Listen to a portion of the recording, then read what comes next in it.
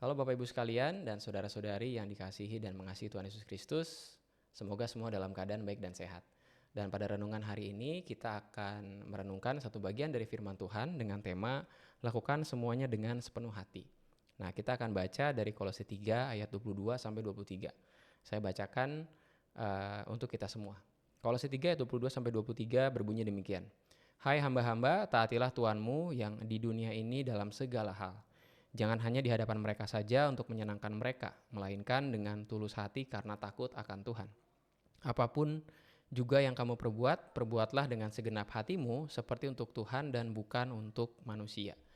Nah, dalam pengalaman kita tentu Bapak Ibu Saudara-saudari pernah melihat seseorang yang melakukan tugasnya, baik itu di kantorkah, baik itu di pelayanan masyarakat maupun di restoran. Atau kita juga yang melakukan sesuatu di tempat kerja kita atau dimanapun kita berada.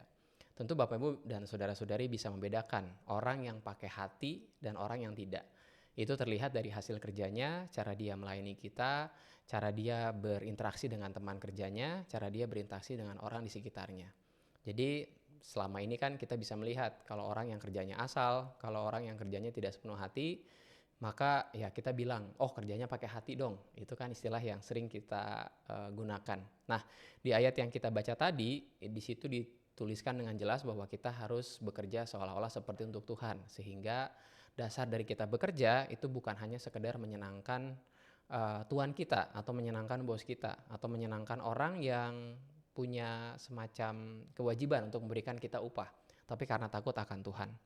Jadi bukan karena ada maunya, tapi karena takut akan Tuhan. Nah, saya memahami bahwa dalam keseharian kita hal ini sulit untuk dilakukan. Tidak semua bos dan tidak semua tuan, tidak semua orang yang berinteraksi dengan kita itu baik semua. Terkadang kita juga bersungut-sungut, maka ya itu adalah hal yang wajar. Tapi di hari ini, perenungan hari ini kita diingatkan bahwa melakukan sesuatu seperti untuk Tuhan dan bukan untuk manusia. Nah, saya mencatat ada dua hal yang ya tandanya seseorang melakukan sesuatu dengan hati, dengan dasar takut akan Tuhan. Yang pertama, dia tidak bersungut-sungut. Bersungut-sungut tadi saya bilang ya wajar ya, kita ada respon ketika pekerjaan terlalu berat, tinggal di kantor lebih panjang dari sebelumnya, pekerjaan yang mungkin di luar dari job desk kita. Tapi kita diajari untuk tidak bersungut-sungut. Jadi apa yang timbul dalam hati kita, mungkin kita harus bisa menyangkal diri, tidak dikeluarkan dari mulut kita bahwa kita mengeluh. Mungkin Bapak Ibu sering mengeluh, ya saya juga terkadang mengeluh, dan kalau kita mau jujur, keluhan kita itu tidak membawa dampak apapun. Pekerjaan toh tidak selesai, yang ada malah merasa kelelahan dan capek dengan diri sendiri dan dengan keadaan di sekitar kita. Maka yang pertama adalah jangan bersungut-sungut.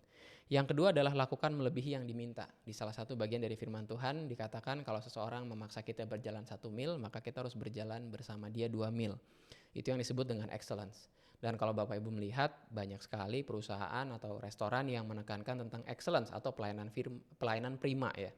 Melakukan sesuatu itu melebihi dari yang diminta. Padahal ya kalau mau jujur itu adalah apa yang tertulis di Alkitab. Jadi apa yang dilakukan oleh perusahaan, apa yang dilakukan oleh restoran, public service dan sebagainya, itu sebetulnya berasal dari Alkitab juga, bahwa kita harus memberikan yang terbaik untuk orang yang kita layani. Dan salah satu cara untuk bisa melatihnya adalah dengan melayani di gereja. Melayani di gereja tentu saja tidak semuanya menyenangkan, tapi itu menjadi bagian dari latihan kita untuk ada di dunia nyata dan kita merepresentasikan atau mewakili kerajaan Allah pada saat kita sedang bekerja.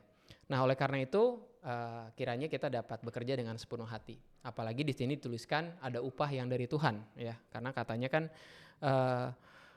perbuatlah seperti segenap hatimu seperti untuk Tuhan dan bukan untuk manusia. Kemudian di ayat 24-nya saya bacakan, saya lanjutkan. Kamu tahu bahwa dari Tuhanlah kamu akan menerima bagian yang ditentukan bagimu sebagai upah. Kristus adalah Tuhan dan kamu adalah hambanya. Jadi disebutkan bahwa kalau kita bekerja dengan sepenuh hati, tidak bersungut-sungut seperti untuk Tuhan, di situ ada upah yang berasal dari Tuhan. Kalau saya melihat sih upahnya bisa dalam bentuk kesehatan, bisa dalam bentuk berkat yang tidak terduga, bisa dalam bentuk kesempatan yang gak orang lain bisa dapatkan. Nah, oleh karena itu kiranya dalam keseharian kita bisa bekerja seperti untuk Tuhan dan tidak seperti untuk manusia. Selamat untuk melakukan segala sesuatu, melatih diri untuk melakukan segala sesuatu dengan sepenuh hati seperti untuk Tuhan dan tidak melakukannya untuk manusia. Tuhan Yesus memberkati kita bersama.